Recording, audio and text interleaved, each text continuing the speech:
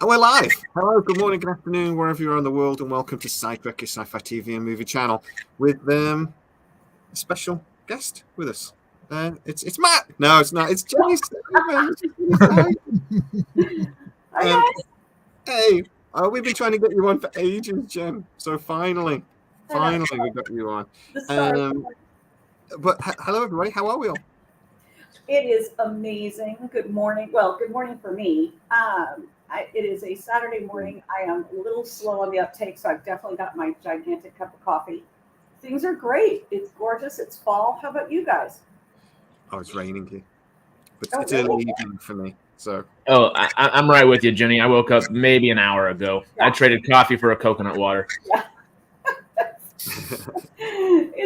I'm just pretending this is vodka. Yeah. Oh, yeah. Good for you. It's so early. But I think I'd be dumb if I was having vodka at 10 in the morning.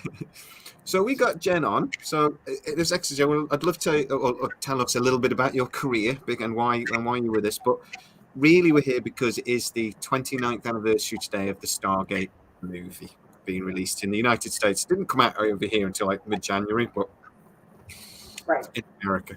So we thought we'd get you on. We'd talk a bit of Stargate. We got a couple of other things to talk about as well. One big rumor about another TV show. And I apologize for everyone in the sound isn't great today, but it's Jenny's fault and not okay. It is totally my fault. It's totally my reverb. Anyway. But Jen, first, just tell us a little bit about like sort of your career and the sort of shows you've worked on, because to be honest, it's a list of just amazingness. Sure. So what I do now is I am a consultant and I do fandom development. So it's audience development for TV series or films or books that are sci-fi, fantasy, geek related. So what that means is that I make sure that the studios or the IP owners are connecting with their fandoms and that the fandoms are able to connect with the stories they love. So that is something I hope to do now for the rest of my career. So this was not a long journey per se, but I'm old, so it is a semi-long journey, but I was really, really lucky. I started in TV production, went to school for it, worked on game shows, wrote for game shows, but what I ended up falling into was in 86 to 92, I worked in post-production. And when I worked in post-production, this was the beginning of Macs used in post-production and new Avid technology, which was originally called Video Toaster. And I was hooked on computers and digital. And as soon as I was online, I was in what was called Usenet groups and chat rooms for X-Files and for Buffy once it came along, but X-Files was one of my very, very first, as well as Aliens. So I was doing that as a fan, and then I was working TV production. So throughout the years, what I got to do is I got to work on production agency side. So I worked and did some of the first websites and online games for video game companies. So I got to do Gran Torino and Spyro, a whole bunch of really fun things that missed. And then I got to do a whole bunch of early digital websites and games for TV production and films. So some of my first ones that I worked on were Minority Report, Master and Commander, things like that. And what I became very, very excited about was that I got to do sci-fi and I got to do and I worked on production company and studio side and agency side. And I ended up at Fox as a consultant and as a producer consultant. And I'm literally in a meeting one day, and this is 2002. And someone says, does anybody know about this Stargate title, show, series, whatever? Because we're going to be doing all of the post-broadcast and we're working with MGM. Does anybody want to do this? And of course, there's silence. And I'm new at the time. And I'm like, I'll do it. I want to do it. And they said, well, why? And I said, because I've been watching it. So, hey. And then that literally was the beginning of me taking all sci-fi geek titles at or any kind of fandom titles or franchises at Fox, because at the time in digital marketing and digital producing, so we did digital content, not just digital marketing. We created digital content. Nobody wanted these titles. At that time, people my age weren't quite in charge yet, so you didn't quite have the Kevin Feige, you didn't have the people that grew up with it in charge. We were just starting to get to that point. As soon as that started to happen, then it was accepted and everything was great. But so I got all of the Aliens franchises, the good, the bad, and the ugly, all of Predators, all of Buffy, Angel, Firefly, Serenity, and then I got James Bond, which was amazing, and that was super special to work on that. And it was. Then I moved almost entirely into TV. So I had all of MGM's TV, Sci-Fi Geek, all of Fox's Sci-Fi Geek, and it was funny, animation was thrown into that because, again, nobody wanted to do it. Okay, so I'll do Family Guy and Simpsons, not a Futurama. So what that meant was when I say You've just made Harris's day. Oh, yeah. It was, so, what that meant by doing is I was producing with agencies, digital content, digital marketing, and creating and getting to be on set or working with Fuzzy Door to get original content. So that was what I got to do. And it was so early, nobody was paying any attention to us. Now, we got like $1.99 and a cup of coffee for a budget. But also the trade-off for that was if I went to someone and said, hey, my friend Scott, who runs this new digital agency, they've come up with this really cool chat functionality, and we want to do something for the 2 horror movies that we're doing. They said, sure, why not? We don't care. And if I wanted to do a database for Stargate and we wanted to do a flash game for Stargate, they said, sure, we don't care.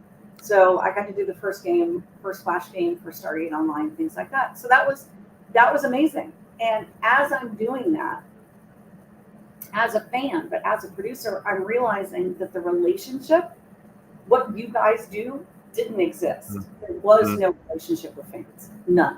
You had some very special shows that tried to make that effort. Chris Carter was one. Chris Carter would show up in the Usenet groups and AOL chat rooms, but that was unusual. And I know he is the creator who will not be named for Buffy, Firefly, etc. But he did the same thing. He showed up. He went into chat rooms on his own. He came online and talked with some of our fandoms when I had online events. That was unusual. And what I was realizing was that I was working with Sony and Fox and MGM, and they had what's called a windowing, which is here's the release date. And 6 weeks prior, maybe 3 months prior, and 2 weeks after is our window for marketing and content. And after that, we don't care. We're not going to waste money. Which means all of us sustaining Gate World, sustaining those relationships was on us, was on fans. And so I started to see that what I wanted to do, especially as internally at Fox and MGM and at the studios, digital marketing and digital content became traditional. And when that happens, it starts to get very rigid and very restricted and very curated in not a great sense. And so in 2015, I'm like, love you guys, I'm out of here. I'm going to go back to full-time consulting and do fandom. And that's where I've been for the past, holy crap, that's 8 years. So that's what I've been doing. And I worked with Stargate for 3 years on Stargate Command, and I helped develop all of that.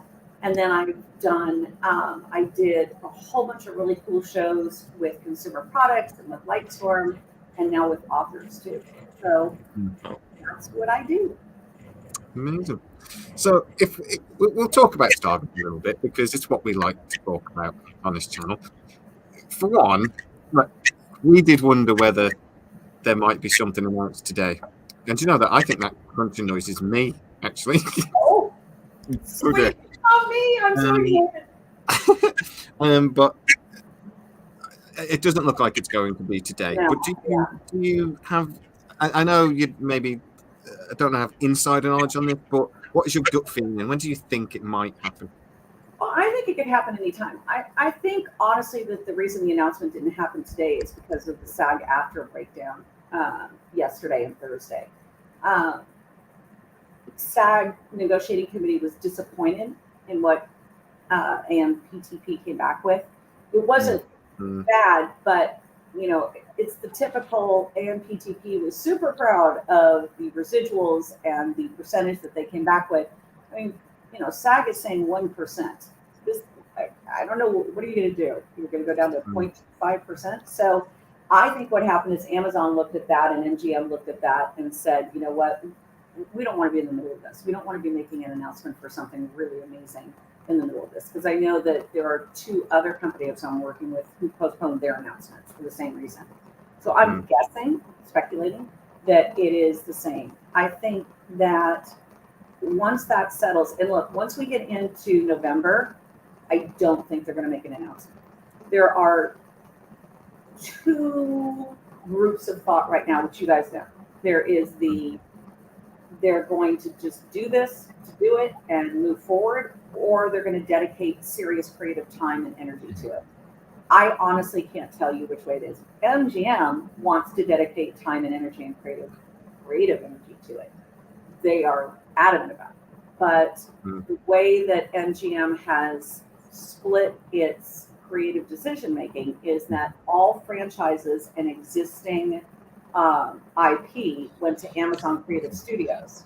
All new creative content like Handmaid's Tale, Brave New World, Upload, that stayed with MGM and under the creative direction of Rob Hochberg, White, and those guys. But the others, the franchises, aren't in their control. So that's a weird dichotomy. It is very weird to not take the industry information and knowledge that they've got and not bring it with you. But also about 18 months worth of development work that they did towards with and they carried on. Look, we all know, especially all of us being varying degrees of sports fans, right? The new football manager comes in and says, I don't care how good you were. I don't care that you came from Barcelona. I'm getting rid of everybody, and I only want my guys on this. I get that. But to completely deny some people who are on the MGM side who have incredible Stargate knowledge bank feels weird. That's where you get to which you guys have reported on, the internal push me, pull you that's happening even within Amazon. So not only do you have the Amazon versus MGM issues, but then you've got the within Amazon issues. And then, they lost a couple of people in the past year, that I was really disappointed left, because they would have been phenomenal leaders to kind of right this ship for this particular franchise, but not just this one, because I worked on a whole bunch of MGM franchises, and I would have loved to have seen what they could have done with RoboCop and some of the other ones. But I think what's probably going to happen, and this is me guessing, is that once we get into November, it won't happen until the beginning of the year, unless they want to just kind of shove it aside and have it not be a big announcement. I can't imagine they'd want to do it that way, but if we get too close to our Thanksgiving, it's not going to happen. No, I'm being told it's probably just going to be a press release. It won't be more than that now. They've missed all of the opportunities they had to make a big deal out of it. Yep. Well, they could just wait till WonderCon, frankly, but because WonderCon would be an amazing announcement. They could have done London MCM, which would have been great.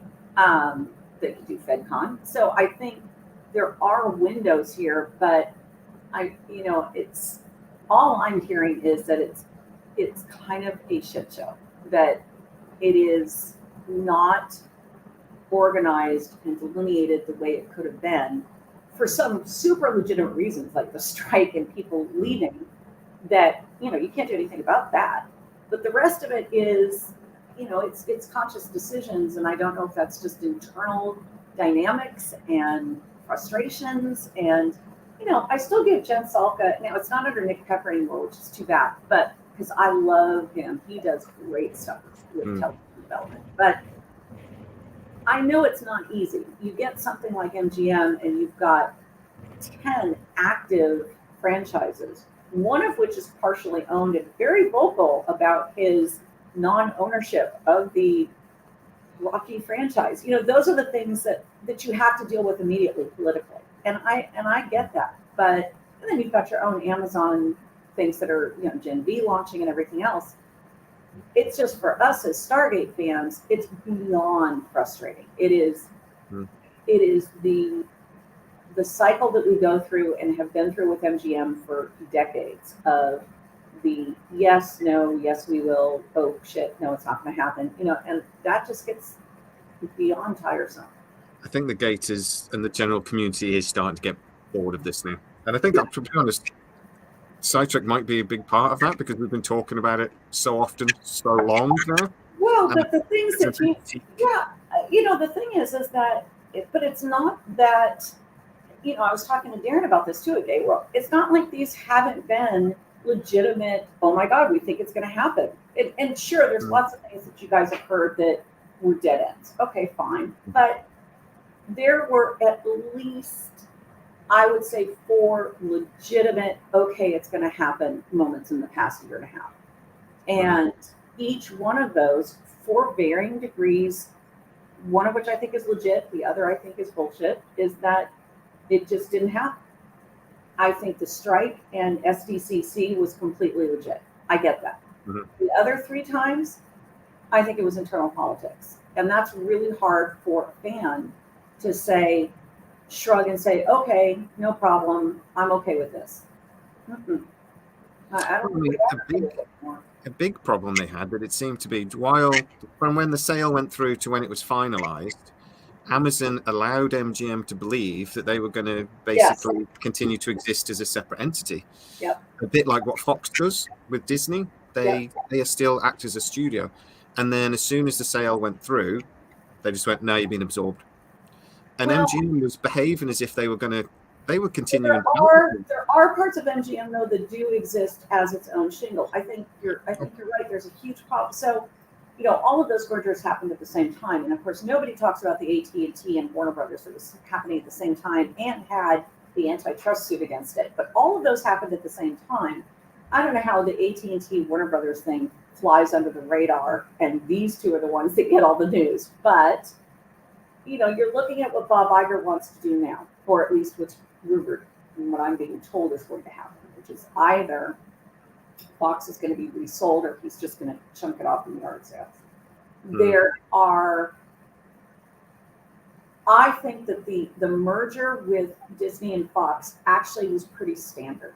So there were certain things that were written into those contracts, like Searchlight, Gracie, which is Simpsons. Those all continue to operate under their own shingle, and they do their own thing. Fox Broadcasting is its own thing. It's not owned by Disney. So it was really just 20th Century Fox, 20th Films, 20th TV, and FX. FX and FXX currently still operate under John Lingrath as its own silo. So that's fine, but everything else, if you try to find any of the titles that I worked on, whether it's Aliens or Predators or even Bond is different, but any of those, it's very hard to find those. You can't find them on Disney Plus. Sometimes they're there, sometimes there's not. There's no announcements. But the people who worked at Fox were given an opportunity to take a package if they were full-time employees when the merge happened. If you wanted to go over, it was 2 to 3 years before they were told, hey, that's it. And there's still probably 20 to 25 people over at Disney that were with Fox, 20th Filmed Entertainment. The MGM Amazon, to your point, was radically different. Normally, that would have been a 2 to 3 year transition. Employees would have been kept. You look and see where there's redundancies. Mm-hmm. There are parts of MGM that are 100% their own. Rob Hochberg's, the creative development, Steve Stark's, they're all their own shingle still, MGM Productions. But the rest of it's a mess. And people weren't laid off per se, they were just absorbed, to your point. And so these contracts were just not taken up. Anybody on a short-term contract was just Yeah, and the redundancies still exist. So you've got MGM's social and PR team and digital marketing team. They still exist, which is great, except it's redundant to Amazon's existing, and they haven't absorbed those content silos. Amazon operates on thematic content silos. So if you're sci-fi fantasy, there's a whole silo and a whole team from top to bottom that does that. Yeah. That's not how MGM works, because it's a smaller studio, right? It's one PR, corporate press communications, for all of their franchises, titles, that whole thing. Same with social and digital marketing. So Stephen Bruno and all these guys who are great, and they love what they do with MGM, they're still there, but they're redundant to some of the Amazon. There's not a clear path. And I think that from an organizational standpoint, again, I'm on the outside looking in. I'm not working for MGM currently. I don't know how that works cleanly. It just doesn't sound clean. It doesn't sound easy. It doesn't sound like if I was still there and I wanted to do some of the things we did for Stargate Command, I don't even know who I would pitch that to. Do you think a lot of this is just because the merger was a little messy? I think they planned one thing, they went another way. Is this just them still shaking out the management tree? Yeah. Because, I mean, Amazon is still hiring people. They did just like a month ago, they hired a new head of theatrical releases and manager for that. Yeah. And they're, Amazon's got its own infrastructure issues that, and I'm not picking on them. There isn't one studio, one creative, one streamer, one production company that isn't going through issues right now. I think the only one I can name would be Monkey Paw Productions and maybe a couple of others who are pretty clean and clear on what they want and their direction. Yeah. Everybody else is struggling. From the top down, bottom up, they're all struggling. What's the tech? What's the streaming? Oh my God, the strike. How do we handle this? Okay, if we accept all of this, what does that mean? Now I have to have guaranteed writers in my writer's room. So and you hear people like Taylor Sheridan doing interviews saying, I'm my own writer, I'm my own showrunner. I don't want to have forced writers teams in my writer's room. So you've got internal issues. Nobody's clean right now. So I think you're right. I think that the plan was good, because I was there when they started to do their audit, when Amazon started to do the audit, and it was fairly hardcore standard mergers and acquisitions. This was great. This is what we're going to do. This is what we have to hand over. So I was working with a girl named Kyla Starnieri, who was running Stargate Command by that time. We were the last two that turned off the lights. But everything that we handed over was pretty standard for an audit when there's a merger and acquisition. Cool. Okay, so we're thinking, great. You'll use this, you don't use it, whatever. But we have a lot of unused footage. A lot of unused footage. And Kyla was trying to have that convert to a YouTube channel and the whole bit to monetize it. Nothing. And partially that was because MGM wasn't going to make a decision while waiting for a actual signed contract. Yeah. With COVID, that screwed everything. And so again, like I said earlier, there are excuses for some of what's happened that were real world issues. COVID, strike. Cool. But Amazon banked during COVID and 2021. And it seems to me, outside looking in, that there were easier ways to do this than how it went down. And I'm not the only one that thinks that. That's pretty much a general consensus with entertainment industry experts, with business experts, mergers and acquisitions experts, to your point, Jay, that there were better ways to handle this, to handle how the MGM group, departments, divisions, real people with real jobs got absorbed or not, and then how those franchises are being handled. Like I said, I was shocked that they're not taking advantage of the font of knowledge for these franchises on the MGM side. I mean, particularly as Amazon is a relatively still a new studio. I mean, they're a baby, really. They've only been producing their own for 5 years or something. They've only had their own studios like 18 months. Well, here's the thing, and this is. So And I'm this going is to jump out and come back and see if my microphone will restart. okay. So Yeah. you tend to handle it. We got you. I think part of this is that any time in the entertainment industry, especially since digital from 86 to 92 became a medium, right? A platform for us to deliver content on. When you look at who were the upstarts then, those are the traditional, fight the man. That's Google and Facebook and Amazon for that matter. But the content delivery portions of these companies are still kind of the upstarts, the streamers. So Apple's been around, but their streaming and their content as a creative studio is still fairly new to this industry. They're adolescents. So when you're an adolescent, what do? You do everything that's contrary to what came before. You think you know better. You think you know how to do it better. And that's a pretty standard cycle. I mean, if you look at anything in the entertainment industry with content with a new platform, this is a pretty standard cycle. It's all going to come out in the wash. It is all going to figure out. But in the meantime, you've got mergers and acquisitions and panic and content. And usually what's happening during that type of upheaval or change is that you have independent content creators who say, okay, well, I'm not going to really worry about you guys. I'm going to do my own thing, which is exactly what's happened. And what I keep talking about, what I am banging the drum about is people like yourselves, people that are creating new content, new access to content. You guys are going to be the ones that bring us into whatever's going to happen next. Yes, Amazon and the BMS that are essentially the tent poles, of course, they're still going to exist. They're going to be the distributors. But just like the rise of the independent studios in the early 90s, which came out of exactly the same thing, which was in the 80s, all these studios got too big. They got bloated, seriously bloated.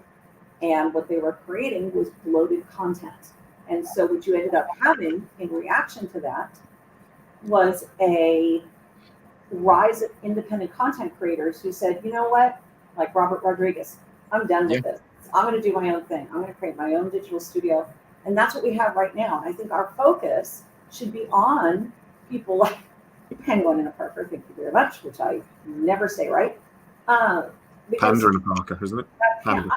I've literally been saying that for so long, and now it's just stuck in my head. But Monkey Paw Productions, Penguin and a Parker, I know Reese Witherspoon just sold Sunshine, but all of these smaller production houses, and let's be honest, TikTok and YouTube creation houses are the ones to pay attention to. They're the ones that we should be looking at for innovation, for technology, for content innovation, for creativity. It's not that the big guys won't still create great, amazing things. They will. I mean, Gen V is a kick-ass show, but it's so fun. So fun. it's, I know you do, Jamie, but it's so fun. look, The new episode was perfect. it is not for everybody. I get it. I gotta be honest. Not I think Gen V and the Invincibles better than the boys. I'll watch I'm with you. anything that they create, but I got kind of bored with the boys. It was like, okay, I get it. But Gen V to me is fascinating in what it can bring to the table that is reflective of what's going on in the world, and I love that. I also love that we're adapting lots and lots of cool graphic novels and original content, but these guys aren't going to be the only ones that do it. I think we need to be looking at, if you go over to Webtoons, the original content that's on there is unbelievable. And so when you hear people say, oh, well, there's nothing new, well, you're not trying hard enough. There is new content everywhere. And that's where I get excited that we're in a new frontier. No offense to Stargate, but part of the fatigue of the will we or won't we has left me just looking elsewhere. And so I'm working with sci-fi fantasy authors now, which I've never worked with authors directly before. It was always via the studio who bought the property, right? So I've worked with tons of authors and graphic novelists, but it was because the studio had bought their IP. Now I'm getting to work with authors before they've sold their IP. So you find new avenues to go do really cool creative things when things like Amazon and MGM butt heads and come to a grinding halt, we'll look for new stuff. It does feel like they're just bickering children arguing, to be Yeah, honest. I've heard again, apparently there was a discussion literally within the last 2 weeks of somebody at Amazon sort of going to a couple of people over at MGM. Okay, you keep going on about Brad Wright and doing a TV series.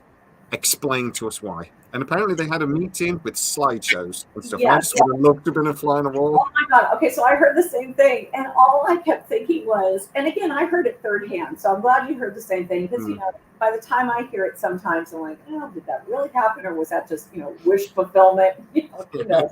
But I would have laughed my head off and just been in absolute joy to see that meeting. Like, okay, so like a graph. This is Stargate with Brad Wright involved, and this is Stargate without Brad Wright involved. Here's Gate World and Sidetrack and Get Into the Gate and Three Fries Short. And oh, by the way, you haven't paid any attention to any of these, but you know, it's, you know, the rumors that you and I have heard a lot over the past 2 years. Some of them I think are probably accurate, which is going back to, I get it, Creative Studios, Amazon said, we just want to start new, you know, you guys tried to do this and it didn't work and it didn't work and it didn't work. I totally get that. But what they don't realize is the bottom line, and Brad talked about this 2 weeks ago with you guys, is that I got to work with him when he was doing that pilot, and with Rob Hochberg and Chris Ottinger over at MGM, who were the ones who went to Brad and said, hey, we really want to try to do this. And basically, a lot of it came down to money. And Brad Bateman, of course. And I think what Amazon might not really, I don't know. Historically, I don't know that they're looking at the fact that it wasn't that the content was a burnout or that it didn't have traction or that it couldn't happen. But there's context to everything, right? I mean, our Origin series was not great, but the reason we did it was because at the time, it was the only thing that we could get approval was to create a story based on the movie. We didn't have approval at that time, even though it was an MGM project, to do something within the Brad Wright universe. So then we kill ourselves to meet with Brad, make sure that he's okay. We get the okay. We start doing meetings with Chris Judge to do an entire Jaffa story, origin story, and we can't get the money for it. Brad writes his pilot. We can't get the money for it. And I don't blame MGM for that. You're a small studio. You're not a big studio. You do not have $15 or $10 million per episode. And we weren't asking for that, but it doesn't matter. I mean, we made money on Catherine on Origins, but it wasn't enough to say, okay, we can keep going. And the biggest problem was, quite frankly, is that MGM was going to be sold. So I don't know if people know, but so Gary Barber ran MGM for a long time. And his entire, that's when he took it over when it went into bankruptcy. He came over from Spyglass, which was his company, his financial company. Ran MGM for years, and his entire directive by the board was to prep it for sale. So I've been through four or five top management rotations in ownership at MGM. And I loved Gary because he was realistic. You know, I always knew where we were. If I pitched something, he's like, what are you talking about? I'm like, okay, that's not going to fly. Cool. So with Gary, it was always bottom line. Now, the beauty of that was he was smart enough to surround himself with really creative people. He's the bottom line guy, surrounds himself with creative people. He preps it for sale. The board, God love them, both sides had pros and cons. I don't fault either side. The board ends up saying, Gary comes to them in 2018, whenever it was he left, and says, okay, I've got everything ready. We're in the black. We've been in the black for 3 years running. We're ready. Let's do it. And the board says, we've got cold feet. We really want to keep the studio going. We think the studio is amazing. It's a tradition. Let's do it. Let's stay. Mm. And Gary's like, I'm out. You hired me to do this, and now you're doing this. And what followed was 2.5 years of decision by committee. They all wanted the right thing. They all wanted the MGM tradition. They were hardcore. This is a Hollywood tradition. We don't want this to be broken up. And they couldn't do it. And when that happened, we were in the middle. We had just built this gorgeous platform. And that's when they decided to sell. And so the platform had to be shuttered. We had a 5-year plan with a woman who was an amazing consultant who had put together the 5-year plan. And she had us in the black in 5 years on Stargate Command. And we had these 2 projects lined up with Chris and with Brad. I think we would have made money sooner. But that was not their fault. That was, okay, good decisions, tried to do the right thing, wanted to keep this Hollywood tradition, this studio intact. Gary Barber had done all the right things that he had been given the directive to do. Nobody is the bad guy in these stories. This is normal business in Hollywood. Most people have good intentions in Hollywood. Most people want to do cool content, make a great movie, make a great series. Sure, you have the bean counters that are in charge, but if you've got a good bean counter like Gary Barber, who surrounds himself with creative people, you can get amazing stuff. John Lindgraf is a perfect example of kind of a unicorn. He was extremely smart on the business side, and he recognized his creative talent. Mm-hmm. That's unusual. You don't always get that. And I think all of this, unfortunately, Stargate becomes the sacrificial lamb. And when you were talking earlier about the fatigue, I think it's because you have one thing after another that were just the nature of the outside things that were happening, and then some bad decision making. Penguin, we mentioned Penguin and Parker earlier, and the company is owned by Hawk Ostby, which is the greatest name ever, and Mark Fergus. I've not heard anything solid about Penguin and Parker now for nearly a year. I definitely heard about 3 months ago, or gosh, I guess now it'd be 5 months ago, right before the writer's strike. They had submitted another updated version of what they wanted to do, but everything came to a halt. So the last thing I heard was during the strike, there was a, and again, this is rumors, so I don't have any verification on this one, is that whether or not their development contract would be reviewed was up. And because the strike was on, it wasn't going to be decided.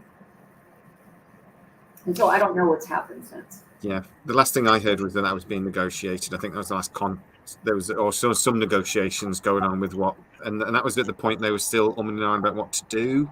Yeah. Was it be a movie? Would it be a TV series? And I think that was pretty much the last thing I heard. Was it got to a point that was like, tell me what you want, right? Or let's just put a plug in it. But it sounds like things did develop after that, then, which is good news. I agree. I just don't know what happened post. Beat my microphone.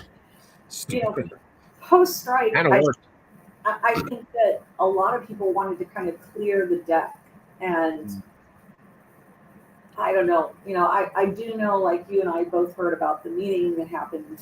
I guess it's almost 2 weeks ago now at MGM, where they're saying, "Here's Brad Wright. Here's the canon. This is how this works. Here's the Stargate universe." I don't know if that happened because there's a change of mind about whether or not it should be a movie first and then a series or a series.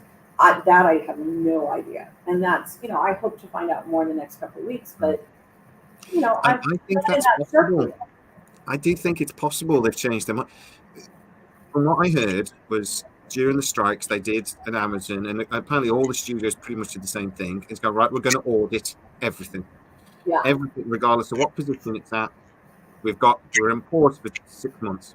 Let's think about everything. So I do think it's possible they could have changed their minds, even if they did go as far as maybe even starting to think about sets. And I think they could have just gone, right, Well, we know they had gotten to some point because we know for a fact that they were going to try to make an announcement at SDCC. So that, I mean, obviously, if they had gotten to some point, then what they did post, I have no idea. I mean, that's where I'm hoping to find out some more information in the next couple of weeks. I mean, it's, I don't think they want anything to do with us that we're part of the old guard, but it doesn't stop me from raising my hand and saying, I apparently have a very thick skin from saying, hey, I'm here. If you want something, you should be talking to these guys that are over here, like Rob Hockford and David and Darren. But, I don't know right now at all. Everything that I knew was up through the writer's strike. Everything I know now is 100% rumor. So I'm hoping to catch up next week with some people because nobody wanted to talk during the strike. So I'm hoping to catch up with some people next week and see what the state of the union is, basically. And we'll, who knows? It's really is the same for me. I just keep hearing things through third hand and whatsoever, and some of it makes sense. I still think there's still some bitter grapes knocking around with some people, and I hear some rumors. There is definitely some bitter grapes. I don't understand why exactly, but whatever. It is. You would think with a brand new studio and brand new people that, especially when you've got someone like Michael Wright, who's head of MGM Plus, banging the drum for Stargate. Thought he was going to get it on MGM Plus. I mean, I love Michael. I'm a huge supporter of him. Furious when they said it was going to be a movie. Apparently. Oh my god! But a lot of Amazon's new business models and the creative studios are following that idea. I talked about this, I think, with you before or with Darren, I can't remember. But Amazon has, with the Citadel, a business model that they're very excited about. And and you talked about this too. So I think I talked about it after you talked about it. Stole it from you totally. Look, I love this idea. I think it's a no-brainer. You should be absolutely capitalizing on international. I worked international for 20 years, and I absolutely love it. And we, not you two, but we, domestic, quote unquote domestic, are idiots. We pretend that somehow our box office or our series streaming numbers are the ones that count. They don't. For years, I would go into meetings and I go, okay, so I know this isn't going to make sense to you, but fill in the blank show is huge in India, and we've got our biggest numbers in India, and you guys are idiots that are not letting me do this. Why would we spend money if it's all, literally, why would we spend money if you're showing us that it's already doing well? How's that for backwards logic? It's already getting good numbers. 1 billion people. Yeah. $1.5 billion now. Well, that's awesome. Just because we got 18 million viewers, there's 300 million more that we could be going after. But sure, let's just go with what's in hand, whatever.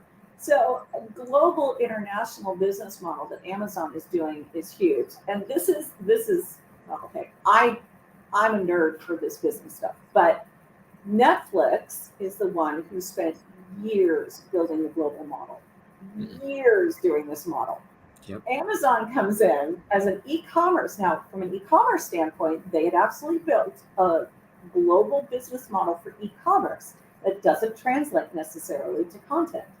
So they come in, and everybody in 2019 at CES, it was hilarious. Everybody's like, oh, how's Amazon going to capture? And I'm thinking, because they're not idiots, they look at Netflix and they go, Netflix has basically macheted the path for us. We're just going to follow there, which is exactly what they did.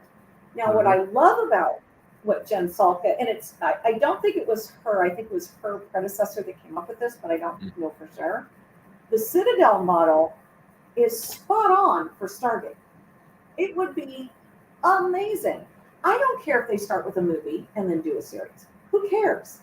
What would be amazing is if you do what the Citadel's doing, which is there's a universe that's global. And we're going to share the production costs across the biggest countries like France and Germany, Spain, Japan, Brazil. So those were the top 5 territories when it was big. I just went and looked at the numbers recently. The numbers, Japan is no longer, South Korea is for Stargate. Brazil is still for Latin America. France and Germany are still top for Europe. Sorry, guys. And Spain and UK come up behind that. Okay, so go to production companies in those countries, in those territories, and have them do a story that is inherent and organic to them about the Stargate franchise. How cool would that be? And there's a production company in Spain called Ciudad de la Luz who is paying people to come shoot there. Literally. Spain wants to spend $54 billion over the next 5 years bringing production to Spain. Okay, why are we not shooting there? So how cool would that be as apply this business model you're already doing to Stargate? I think And it's then it doesn't matter. Pinewood.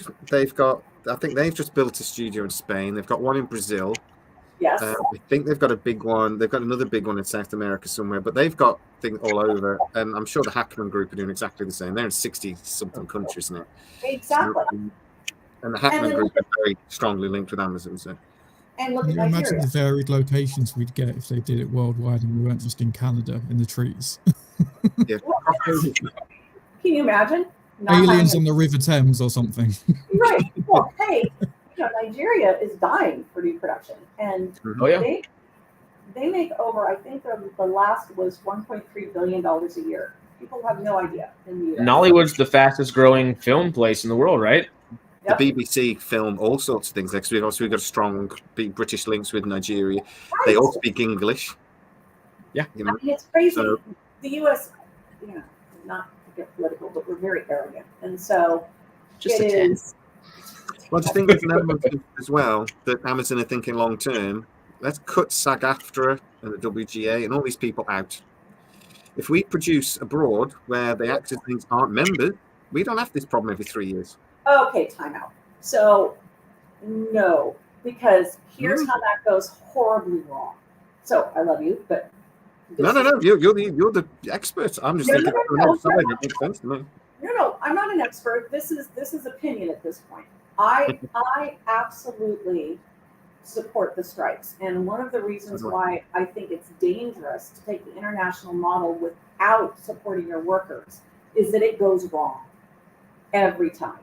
There is in history, historically speaking, every effing industry, you exploit workers worldwide, even if it's a minor exploitation, and of course the excuse is always, well, they want to do this. Well, of course they do, because they want to work. If you do that, it comes back and bites you on the ass. So the best way to do this is to export SAG-AFTRA and WGA and DGA rules as it fits within, because quite frankly, Bollywood just went through a major overhaul where their actors are looking to unionize. So it's already going to happen. So what you should be doing is negotiating with these, that they have their own unions. It shouldn't. I'm with you that it shouldn't be SAG-AFTRA or WGA, just like Canada's got its own. You should not be in charge. I mean, the British unions very early on went, we're going to stick with, we're showing our solidarity with SAG-AFTRA sort of thing, and did the same thing. Absolutely. And we did the same when BAFTA went on strike. But it shouldn't be us in charge. It should be, India should have its own actors union. I think it does now. But the beauty of that is it's still cheaper to shoot in those countries, even if you're matching what their day rates are or should be. It's still cheaper. Even in the USA, though, I mean, filming in Georgia and places like this, they have massive tax breaks and everything else. I just wonder, if I was in charge of Amazon at the moment, I would have in the back of my head, can we try to limit our right? So if they go on strike again, how do we keep working? And that might be one one way of doing it is making it as international as possible. So then your business model isn't shut down completely. I think that is the answer. I think that you are thinking more from a management standpoint, right? And a fan standpoint. From a worker standpoint, the problem with that is that you lose leverage, obviously. Mm-hmm. One of the issues I think that they run into with the Citadel model, now the Citadel model was pitched by its production company. They put it together. But one of the issues that they're going to run into is that there's a strike here. It affects regardless if the unions are supportive in other countries or not. Now, I think the one that's coming out in 2024 is France or Spain. I can't remember which one. And I know that Brazil is shooting. So they went ahead regardless of the strike. Yep. The problem with that was that the showrunners here in the US couldn't officially do anything with them. So there are barriers to that are going to happen no matter what. I think there's a different conversation about, and I'm sure all of us are watching shows from other countries that are developed in those countries that have nothing to do with our US market. That's a whole other conversation. I know that Amazon and Netflix, as you know, Netflix has purchased a huge portion of South Korean content. And quids worth of investment. Yeah, and they've got a 5-year contract that expires in 2025 or 6, I think. And I think they'll renew it, unless South Korea says, oh, you know what, we're going to do it ourselves. But, that was brilliant. And Amazon, ironically, was doing that before Netflix, just not as well. So when Amazon first started its Prime Video, it went and bought content from around the world because that's what it had to do. It wasn't creating its own content at the moment. So they actually kind of created that particular business model, but Netflix capitalized on it and did it better at first. What Amazon's trying to do now that I appreciate is they're trying to create a new business model that is completely original. Now, someone we haven't talked about at all is Apple. Apple's over here doing its own thing, creating worldwide global content with production companies from Norway and Sweden and Spain and Japan and Slow Horses on Apple is one of the best shows I've seen in a very, very long time. I've just got through the first season. It's amazing. It's amazing. And that's beautiful. I love that. what is frustrating about Apple is it's a bit of a gated community. So once you're in Apple, right? But it's very hard to break into that as a creative, to get into that, to pitch to them is hard. I've had one pitch get in front of them in like 10 years. So it's just very hard to get in that. Once you're in, holy cow, that's amazing. You can bring them anything and they'll give it a try. Sundance has done very well out of their relationship with Apple. Oh, please. I mean, Apple's brilliant. Now, part of the problem I've got with them is that nobody talks about how they've kind of been problematic at the negotiating table, because they basically don't care. There was a point where they were going to negotiate their own contract with the WGA. And they were just like, we don't really give a crap about Netflix and Amazon. We sure as shit don't care about the studios. So why don't we just go over here and do our own thing? And the negotiating committee started to do that, and they realized, well, this is not a good precedent. We'll do A24 and give some exemptions to some other production companies. Penguin and Parker was one, but we're not going to. This is a studio. We're not going to do this. So I think all of it's fascinating. Obviously, sorry, I've talked a lot. I love this stuff. No. I absolutely love the entertainment business. It's fun to listen. I've always been told that Apple and Amazon behave like businesses rather than studios, and so apparently a lot of the more traditional, like Warner Brothers and stuff, just I feel like they're banging their head against the wall when it comes to Amazon. Whenever they negotiate with them, because they don't behave like a traditional studio, they behave like a business. They did hire Jen Salka. Well, and it was worse before they hired Jen Salka and Nick Pepper and those guys. And Jen Salka's predecessor, and I'm blanking on the name. And the theatrical position has now rotated through 3 different people in the past 2 years. So they haven't got that down yet. but yeah, they acted like an e-commerce assembly line at first. Then they realized that didn't work when they created Amazon Creative Studios separate from Prime Video, because it was all just under Prime Video at first. Mm-hmm. Creative Studios was their first foray into, okay, we get it. As much as we want to buck the system, there are things that we have to follow as an entertainment creative studio. And that's the same thing Apple went through. Apple tried to do it like they created their watches and their phones, and that didn't work. And so when they created their own creative studio, that was much better. So I think what Warner Brothers is going through is a morality tale. It is fascinating to watch what Warner Brothers is going through with DC, with its content. There are huge wins, obviously, with Barbie and etc. But it's almost like it's in spite of themselves. Like they're getting wins because you've got some really good people at Warner Brothers who pick really good content, but it's almost in spite of the crap that's going on internally.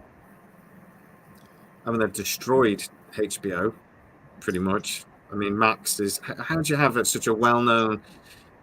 Elon Musk turning Twitter to X is the only thing that I can think of that compares to how Warner Brothers has ruined HBO.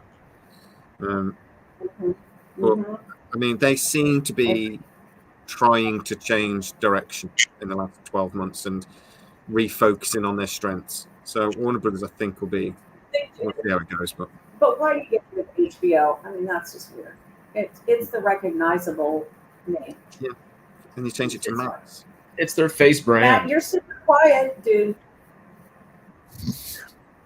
Yeah. I know. I'm just listening.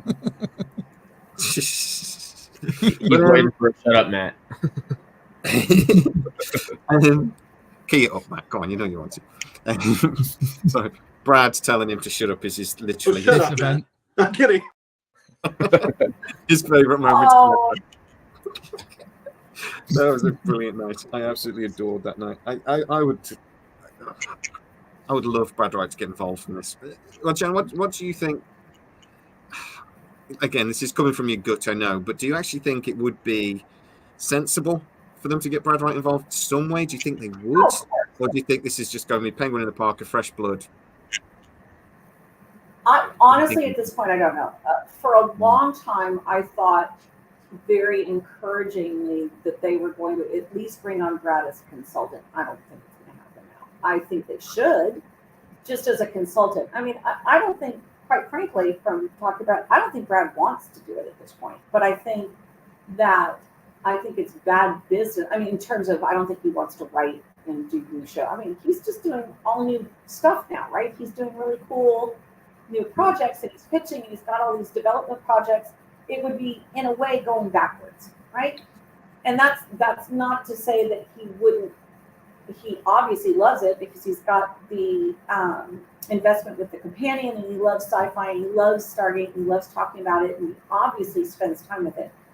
But I think it would be, and I'm not speaking as a fan, as a creator, as a producer, I think it would be insane to not have him as a consultant.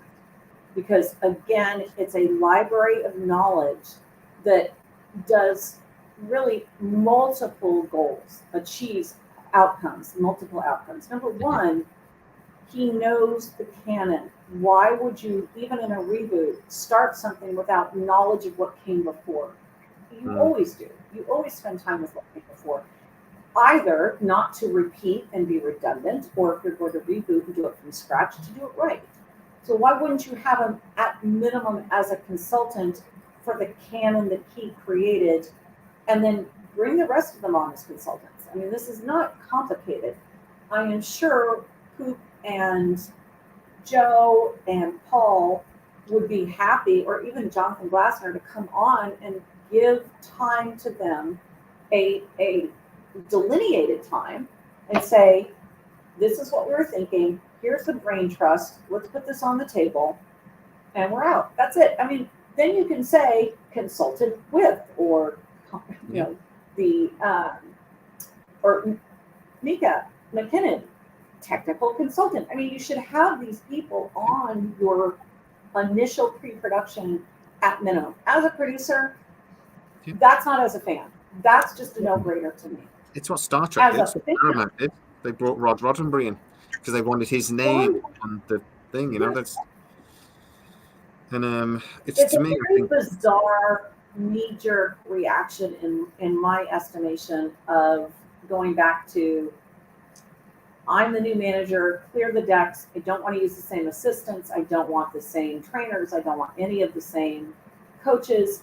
It all needs to be new people. I have never in sports thought that was particularly smart. You don't get rid of everybody. You keep the people who have institutional knowledge. You don't have to keep the people that didn't do it right, in your opinion, but you certainly keep the people who have institutional knowledge. And that's the part that feels so wrong with this. That is just I mean, again, I'm not speaking as a fan. As a producer, if I was brought into something, the first thing I would do is go to the people who created it. So, the perfect example is X-Files. You're not going to go do X-Files without Chris Carter or Frank Spotnik. That's insane. It doesn't mean that you have them write it. You don't have to have them do it from scratch. But at minimum, they would be your consultants. And here's what's fascinating. When that's come up at Disney, it's not even a question. It's, of course we have them. So I'm really very confused and surprised that very smart people seem to be resisting bringing Brad on as a consultant. That seems to be the easiest way to do it. And here's the second reason that's smart. You will have guaranteed, there are, last number, 350 some odd thousand active Stargate fans online around the world right now. There are up to 3 million inactive or casual fans online. For a show that hasn't been on in forever and is a 30-year-old franchise. Sleeping giant of sci-fi. Yeah. I mean, come on. Why would you not bring the guy who can bring you, at minimum, 300,000 guaranteed people to watch your first go around? Even if they decide to like it. I was thinking the exact same thing. It's not just the knowledge that he's going to bring. It's the very fact that he's involved, fans are going to recognize that and go, oh, it's actually the same sort of project. It's not a reboot. It's not something completely different, and it's not going to disincentivize people to watch. Look, this is something I don't think I've even shared this. David knows this story. So when we started Stargate Command, I was brought on in 2015, 2016 to MGM to start the initial conversations of, do we want to bring Stargate back? And it was originally just to help sell home entertainment. So, digital downloads, all of that, create new content. David was going to create new audio commentaries. So, for instance, seasons 1 through 4 don't have director commentaries, audio commentaries. So he wants to do that. So we're talking with the powers that be at MGM, and we said, well, okay, we're going to call Brad. And they said, well, why would you talk to Brad? And we said, well, because if we're going to start to do something that's a new project, and of course it wasn't called Stargate Command at that point, we should be bringing Brad in. And we were told, oh, yeah, okay, we'll contact him. What ended up happening was that 2 people in particular, in a particular division, without any direction, God love them, they were trying to take initiative, reached out to Martin Garrow and not to Brad. And when they did that, this is do they not know how small this community is? So, of course, Martin calls Brad up immediately and says, dude, why'd they call me? And legitimately, Brad was very frustrated and very angry, and it took a lot of time and consideration and making sure Chris Ottinger, who was the president, went directly to Brad and said, I'm sorry, this was not the way we should have handled it. This is how we want to do it. And after a lot of genuine, sincere, from the heart, okay, this is not what we meant to do, Brad tentatively said, okay, I'll have some meetings with you guys. Yeah. So why, knowing that happened historically before, why would you do that again? Because once we got Brad on board as a consultant to Stargate Command, I instantly we had 140 some odd thousand, or more than that, 180,000 subscribers when we finished. The first 70,000 came because of the announcement that Brad was consulting. And Chris, because Chris was on the panel with us when we made the announcement. But that, I mean, we had 70,000 immediately within a week. So why would you not look at that historically and say, you have pilots and shows that don't have that many viewers on your pilot episode, on your stream? You know, they don't release those numbers, but they're not in the millions. It's not, you're not looking at 1.3 million in your first go around. It takes a couple of weeks to build up to a million. 1.3 is usually the threshold that you want to look at. So why would you not look historically at what didn't work, what was wrong, what we did, that we made a mistake? Okay, and here's how it got corrected. Why would you not follow the same idea? Well, Amazon has their own precedent set already with Rings of Power, contacting Peter Jackson and then just kind of ghosting him as well. I mean, it's like, well, and what's not encouraging about that, and that is a great parallel, is the seeming disrespect to the creators, to the original creators of this. Fans see that. Yep. And again, the blindness to, and this is why I do what I do now, the blindness to how much power fans have is insane to me. It is the conversations that I am still having with production companies, with distributors, with studios, that I was having 20 years ago, just makes my head explode. I should not be having to say to somebody, okay, hey, so this is great. Thank you so much. I love this campaign. So I've got a strategy and a roadmap for us post-release so that we keep this relationship and not just maintain it, but sustain and grow it, nurture it. Oh, well, why would we do that? Just had this conversation a month ago. Why would we do that? Jenny, we don't need to do that. It's a franchise that we just say it and everybody comes. I mean, it was basically their version of, if we build it, they will come, and I don't care about the rest. Yeah. That's not true anymore. That we've proved that in the last 2 years. How many movies have gone to the cinema and bombed? Who thought Indiana Jones was going to bomb that badly? No. You can't make presumptions anymore that just because, well, and that goes back to our conversation about the rise of independent creation and creatives and artistic and content. And, you know, everybody gets up in arms about using content, but I'm not really sure. And I should probably talk to one of my artist friends about why that is such a deal. But, you know, in digital, it's been called content for 20 years, in the sense that content is the umbrella description of anything that is created to be put online, good, bad, indifferent. Within that, then you talk about artists and scripts and pilots and series and films, but it's all content. I mean, it's not a dismissive term. And I think that the rise of people like yourselves and people who are creating, you know, beautiful iPhone films on a budget and getting enough distribution. I mean, I've got a really good friend. She's Rebecca from 3-5 Short.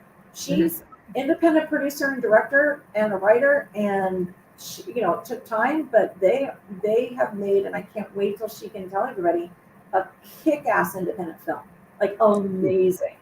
So you've got people doing their own content saying, you know what, I don't care about you guys. I don't need to.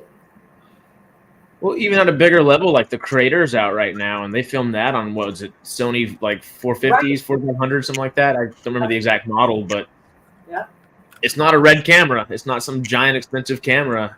No. You can do a lot more with a lot less.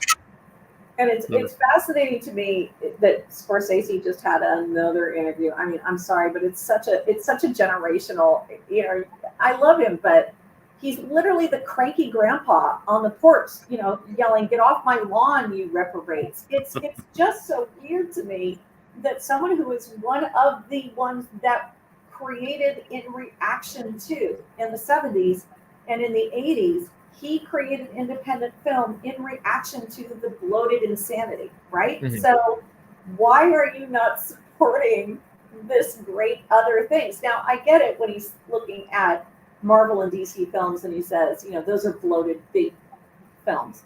But there's a place for everything. I don't know why that we get this either or concept of okay, so this is my own thing. I was a film major originally, and I couldn't handle the preciousness of the film major. I couldn't handle I made a film about a documentary about Texas football and comparing it to Cowboys. And, it did well, but it didn't do as well. I lost to the guy, I shit you not, who shot in black and white, and the entire thing was a poem. It was gorgeous. But it was in black and white, and it was a rose, I'm not making this up, losing its petals with blood and red dripping. That was the entire film. And that won. And I'm sitting there going, I just can't with this stuff. That's just a scene in Beauty and the Beast. Like, and it was, I'm not kidding you, this was the whole audience. Oh, that was so, and then of course they're all applying some deep philosophical thing to it, their own, right? Yeah. Oh, this is representative of the decay of capitalism. I'm like, oh Jesus, okay, I'm out. So that's when I went to TV, and I love TV production. I think that what we're looking at right now, because to me, YouTube and social is the natural progression of TV. That's me. That's, my background, and that's my progression. I look at what's happening on TikTok, and I'm like, this is the best thing ever. I just want to look and see who are new creators, who's making something fun. I go on YouTube and I just look for something fun. I go on Twitch and I just go look for something fun. I mean, David Blue, David Hewlett, and again, those are Stargate actors, but I follow them because they do fun content. And David Hewlett's is completely his own thing with Tech Bandits. So you look at new creators, what they're doing, and they're old, young, in between. Why would we not look for new content like that for Stargate? Mm-hmm. Yeah, I think they must know this. I mean, obviously, we had a couple of emails from MGM. I haven't heard anything for a couple of weeks, and they seem to be trying to reach out, knowing that, okay, if we're going to talk about Stargate, we're going to need these couple of channels on our side, sort of thing. Right. Because, like what Harris mentioned earlier, the Rings of Power problem. Yeah. There's a lot of negativity about Rings of Power well before it ever came out. Yeah. And they seem to definitely want to avoid that. But it seems to me that they're getting all this advice, because I have one of the people I speak to works for one of the larger sort of like PR marketing. Oh yeah, that's what you said. Yeah. So they were like sort of advising them, do this, do this, do this, and then banging their heads against the wall because they're saying that they're not listening. No, you've got different divisions. Numbers, and they don't listen. You've got different divisions. So the sci-fi fantasy division that just hired a new person in charge of fandom, I'm blanking on what her name is. They're probably the ones that reached out to you, quite frankly, because they're paying attention. They're there to develop the audience, keep the fandom, do things that are like The Boys. I mean, The Boys and Gen V are probably, and Invincibles are their best or most successful campaigns, because what they've done is looped fans in, pulled in, asked them to create content, opened that door, not been gated community about it. So that's brilliant. However, if those divisions aren't cross-functionally talking to each other, which happens at a lot of studios, then what you've just described is going to happen. Your PR marketing agency is an outside agency. Amazon has a tendency, even at creative studios, to be very weird about how they deal with their outside vendors, their outside agencies. They hire them for their expertise, and then they don't necessarily listen to them. So you probably got contacted by an internal group, the fandom group, but then are they having cross-functional meetings with the production group or with MGM? No, probably not. Not yet. So they're out in advance, which is fantastic. They've contacted you and Darren, and they've done that outreach. Okay, cool. But where's the backup from the production, from marketing, from it's not there? Yeah. just gone around in the circle again and goes, when I do we know. think it's going to happen? And it's sort of like, it's genuinely, it wouldn't surprise me if it happened in the next hour, and it wouldn't surprise me if it happened in February. No, I'm with you. It's- Absolutely. I mean, we could end this and there's an announcement. Amazing. Yeah. We could end this and 3 months from now, there's still not an announcement. We were literally saying before we started the show, it's going to happen when me and Jay are in bed. 100%. I'm going to wake up to a load of messages, and I'm going to have missed it.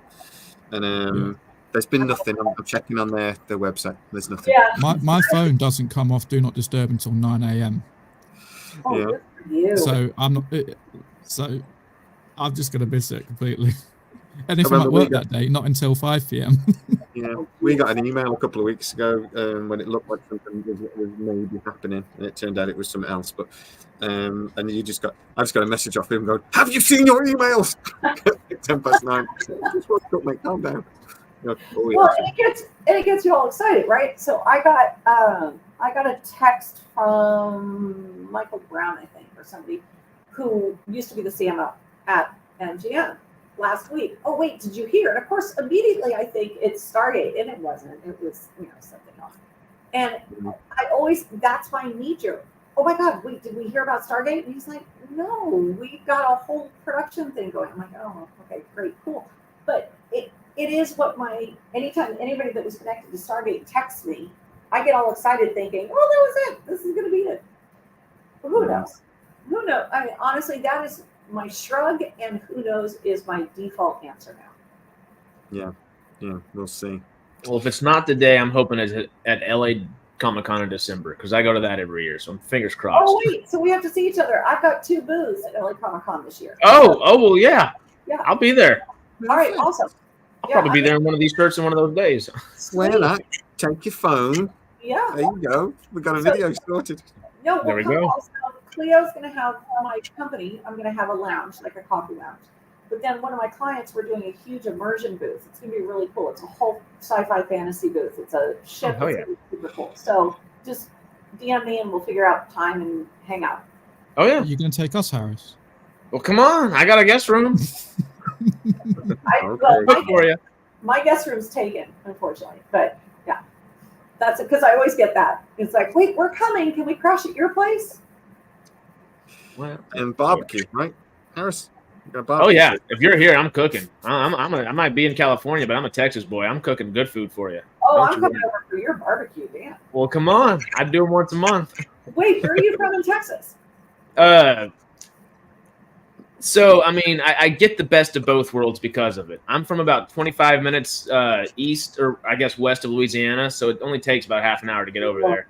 So Yeah. we got good Texas food, and we got all the Cajun Louisiana food, and it's You heaven. got the best, man. Oh That's my God. I used to be much heavier. Yeah, California thinned you and made you healthier, right? That's what Oh, it yeah. is.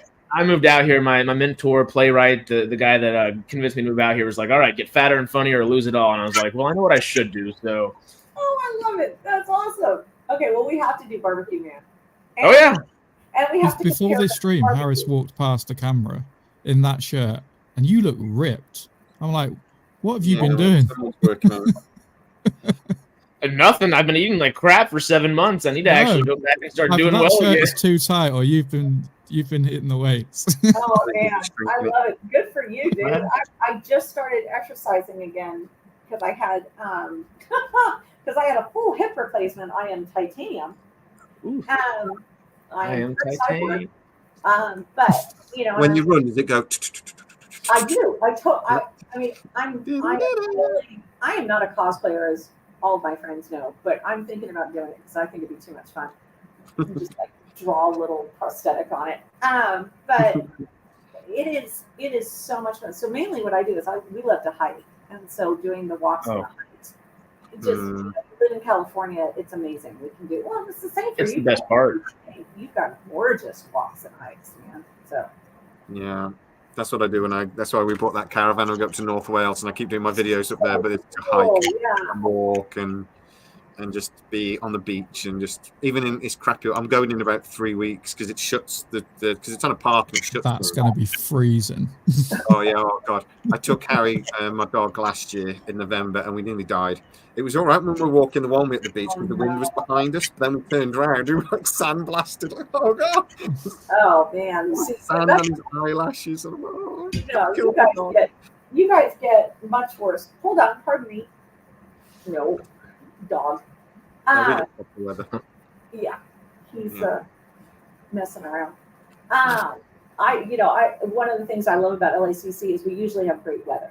So it's December in Los Angeles is usually gorgeous. So we get to see the mountains. It's crisp. It's in essence, it would be your fall, but that's our winter. And it should be really good this year. So I think the vendors. I'm working with them on the with a couple of guys that are doing the masquerade. So it should be crazy fun, and they've got quite a good lineup this year.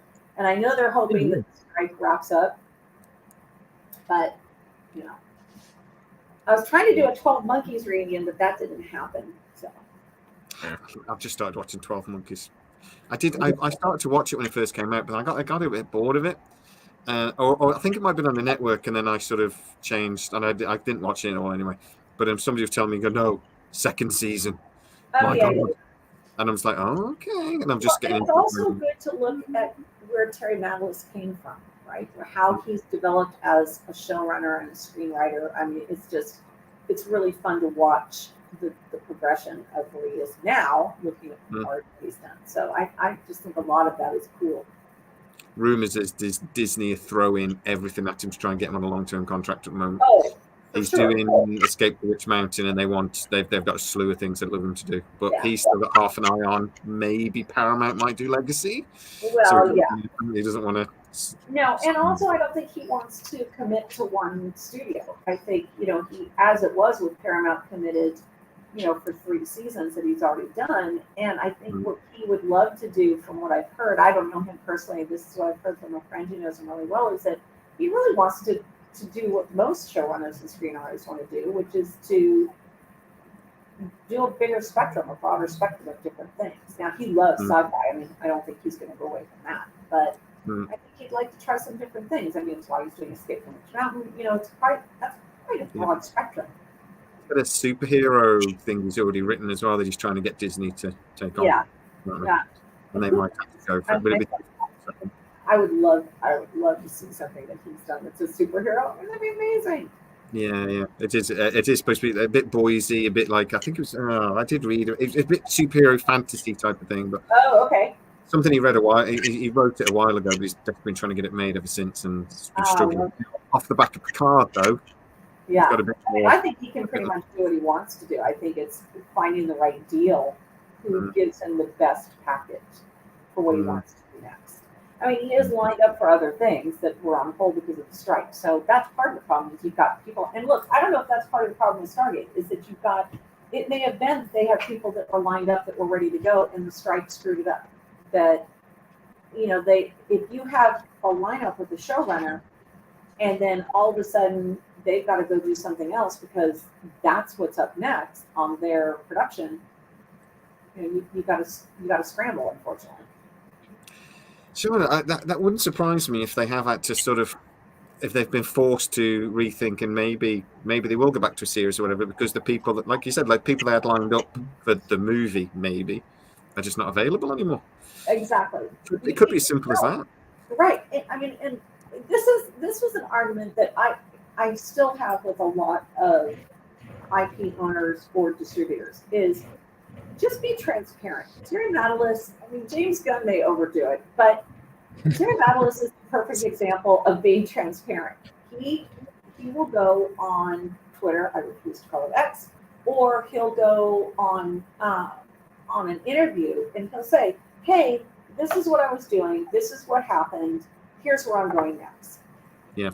They were just transparent about being honest with the fans, with the Stargate fans. Let's say Amazon's PR, the folks who came out and said, look, we put together a timeline of what's happened. And and we don't have any guarantees, and we can't commit to anything, but this is what we want fans to know. We're not idiots. And I think that's part of the problem, is that I think that a lot of studios and IP owners still presume that fans are,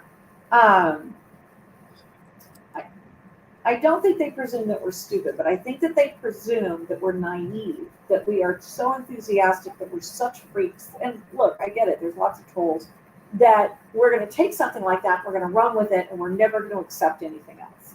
And I know that that fear is what drives almost everything that corporate PR does. And the biggest arguments and the biggest headbutting that I ever had was with corporate communications with PR. Because I would want to always be saying, guys, we should be able to get up at a con and say, hey, this is what we want to do. We can't do it because of these reasons. Hang in there.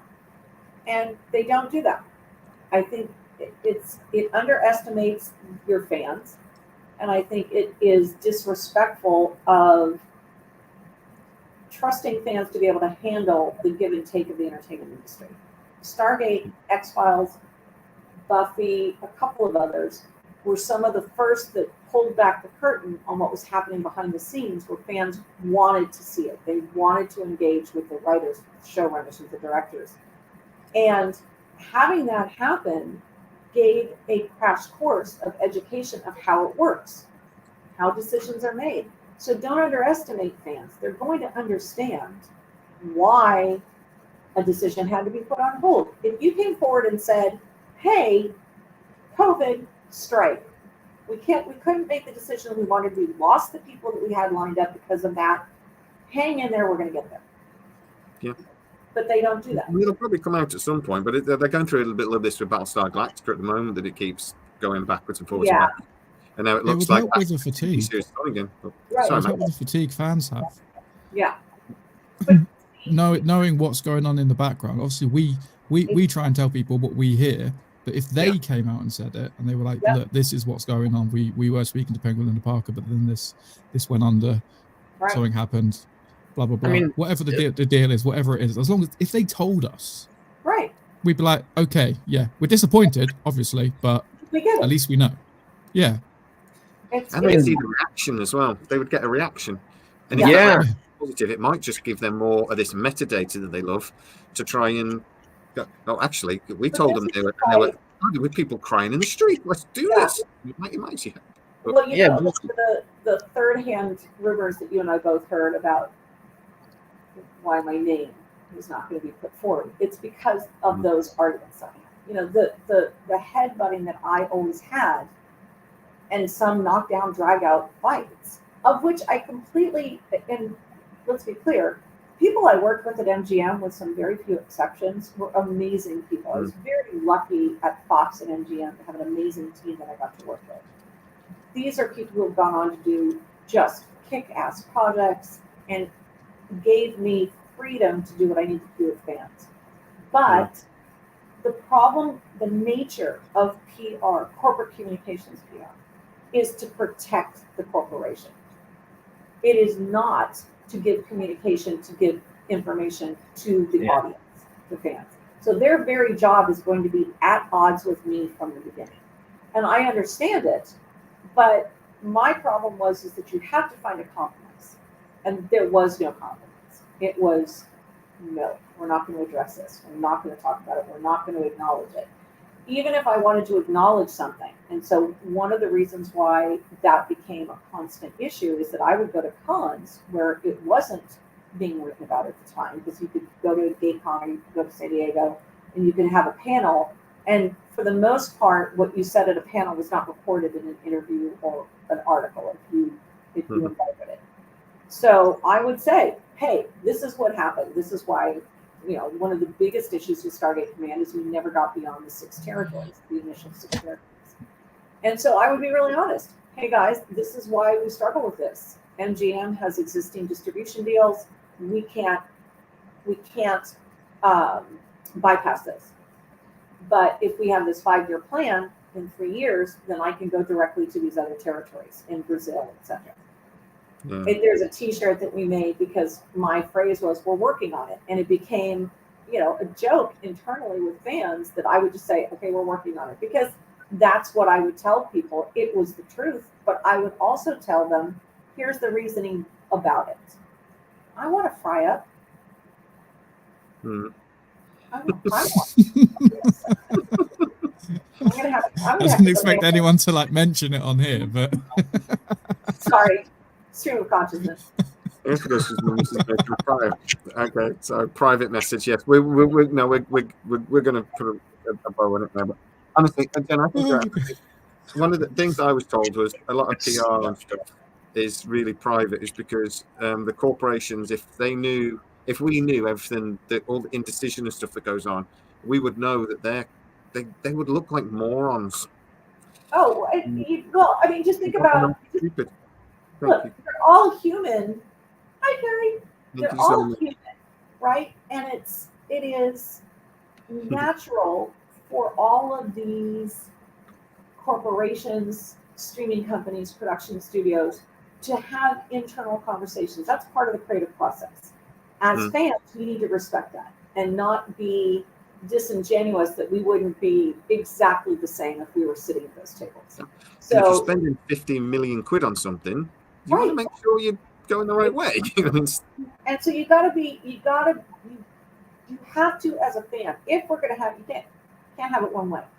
As a fan, if you want to see behind the curtain, you have to accept what comes with that, which is these are human beings who are doing the best they can most of the time, who have absolute goals to create something that people love and make money. For most people, it's in that order. I want to create something, I want people to love it, and we want to make money. When you run into problems is when you have the gated community feeling, or that the money is first, then it's ass backwards, unfortunately. Then you're making decisions based on that outcome as opposed to what's good or what audience is there. I mean, that is, again, that's why I went into what I've gone into, is that fandom is there.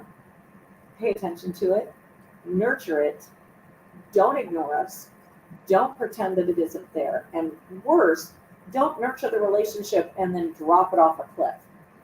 That happens a lot. We're the damn customer, for the love of God. Yeah, we're paid. Yeah, we're the reason why you do it in the first place. So, right, before we sign off then and say thank you so much again for Jenny for coming along, for hopefully the first time of many times we get to see Jen, particularly if this ever gets announced. But let's go around the channel quickly before we go, and I just want to know, what do you think is going to be announced? Movie, TV series, whatever. But what do you want to get announced, just from your gut? Matt, what? We'll end on Jenny. So, it's going to be the movie. It's going to be the movie. That's what I think it's going to be.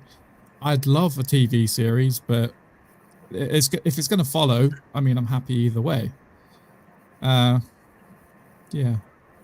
This year? Announced? I think so. I made a TikTok yesterday about the Stargate Timekeepers game now having a date of December 12th. So if it's before then, yeah, happy days. But honestly, nothing surprises me these days. Slytherin will want that. Slytherin will really, really want them to announce the movie before the game comes out. Yeah. But Harris, what do you think? Think and want. Well, I want it to happen today. I want to log off this and be like, all right, well, look at this, get a little press release in that. But thinking about it, with Timekeepers on the 12th, and we just put it out there, if they want to do a little something at LA Comic-Con, that wouldn't be a bad thing. It'd be one of the bigger things that they could do something at that's kind of left in this kind of general time span right now. Yeah. And it's fun. It correlates with the game. I'm not sure the exact dates, but it's usually that second or third weekend of December, so it might actually come out right around the same time. So it would be it'd be 2 weeks before Timekeepers. Kind of perfect. Perfect. That would be very nice to be able to do that and then go into the new year with a little momentum running. Because that's what we're here to do. We're here to keep the momentum going. So be a little transparent. Give us those little acknowledgments so we can help that momentum keep going. Right? Maybe we just figured it out. Maybe. Only listen to us. If only. And then go on then. What do you think will happen? What do you want to happen? As a fan. I thought it was going to be a movie. Now I don't know. I got to be honest. I think it's really up in the air. It was pretty hardcore. Everybody was convinced it was going to be a movie. Now I'm not so sure. I have no idea when it's going to be announced. No clue. Literally, no feeling. Most times I can get a gut feeling. I can't get a gut feeling on this. It literally could be tomorrow, today, LA Comic-Con, March. I just don't know. I think it all depends on the stars aligning for Amazon. And honestly, I think that's what it comes down to, that they need certain things to align internally and from a production standpoint. I get that. What I would love to happen is I would love a Citadel model. It would be effing amazing. I think, I don't care if it starts with a movie and goes to the series, but if we could get a Citadel model, that as a fan and as a producer, I'd be over the moon. I think it'd be brilliant. It would take advantage of your international fans automatically. You don't get into international territory distribution issues. It'd be great. And you'd come up with great stories. It's the sort of show that, particularly if we think it's progressed the way it should have done, if you think logically how Stargate should have progressed, if it was real, it makes 100%. We were already going that way. The Atlantis was an international expedition, right? So it makes sense. And it would have been exposed to the public potentially, which I know is always a theme that we all as fans debate. So you never know. You could do great. I mean, just such cool stuff with that. Have y'all? Sorry, I just thinking about it like that. Have y'all seen Star Wars Visions? Yeah. Just because I think that'd be a decent model. Not necessarily the first season where they outsource it all to Japanese studios and different studios, but the second season, where the first season might have been a little stronger. The second season was awesome, where it was different studios from different countries for each different episode. Yep. What if they did that and correlated the whole season and made 7 or 8, 10, 12, however many episode TV movies? The supplemental content that you could do with that, like we were trying to do with Origins, would be so cool. So cool. Yeah. I just another. I think you're right, Jen. That I think a movie was absolutely sewn on until all the studios just went up, shut down, and I think we were further along than we know, possibly. Yeah. With the development, etc. I think it's all up in the air now, and I think the meeting that we both talked about a couple of weeks ago, where they basically said, "All right, guys, you can keep going on about series. Why?" I think that's a lot, and I also think I heard that managers basically asked the PR marketing people, all these projects that are coming up, we want to review the plans before we start announcing things, and apparently Stargate was not included in that review. Oh, interesting. Okay. And that, I think, might be telling either it's because they're about to announce it and so they don't need to look at it. We already know what we're doing, crack on. Or they might be deciding to change. And if they change, I think it could be 3 years until we get Stargate. Yeah. If they change, I don't think there's any question that you're right. The development had definitely gotten to a particular point because they supposedly were announcing it at SDCC at San Diego Comic-Con. But whatever's going to happen now could drop any time. I think the biggest issue, to your point, is that whatever those stars that were aligned are no longer aligned. So whether it was Penguin and Parka fell out, or that Jen Salka changed how she wants to approach it, I do think it's encouraging that they had this meeting 2 weeks ago. I don't put a lot of stock in it because it could have just been informational as opposed to production development. But it was encouraging regardless. I just, honestly, I just don't think that everything's in alignment yet. And I think that Amazon's going to be very careful. Hopefully, they'll be very careful announcing anything with a new franchise. I mean, if you look at their campaigns for their own franchises, they are very, very carefully crafted, very specific. They have very delineated rules about how these campaigns get announced, released. They've got teasers, trailers, content, fans lined up, ambassadors lined up. That's not done. Yeah. I do wonder if we're starting to see like I say, with emailing us, maybe emailing Gateworld, emailing that they seem to be trying to just begin those little tentative conversations and maybe getting a feel for who they want to work with, maybe. And then it's hopefully but that could be very early, very tentative, very. You just don't know. But it could be that shift which we've been hoping for, and if it is, then look, we'll wait. I'd rather they do it right than rush it to try to get something out there, because if they do that, look, this fan base will come back. It could be completely screwed up, be horrible. If something comes after that, we're still going to check it out. Because I forget, there was a time where people were saying, well, if you do something and it isn't what everybody likes, they're never going to come back to Stargate. I mean, come on, seriously? That's not true for any fan base. But what you do have is you have, unfortunately, the law of averages. You're going to have a direct proportional drop in how many fans are willing to come back. So there's an attrition that happens. And I think that's what you don't want to have here. You want to be transparent. You want to try to get news out. I think them reaching out to you guys and to Darren is, huge. So I don't know what they're going to do with it, and I hope that this is indicative of a change of direction. With the meeting they had 2 weeks ago, I genuinely hope that is encouraging in the right direction. Yeah, let's hope so. Jenny, thank you again so much. I'm so sorry I talk so much. I apologize. I wanted to get more about you guys. I'm so sorry. It's why we invited you. We'll let Matt speak next time. Probably not. But no, thank you again so much for giving us your time and your knowledge, which is why we're on, because you're it's amazing. Great just sitting there listening to you, to be honest. Yeah, I feel honestly, like I'm a viewer, but it's whatever.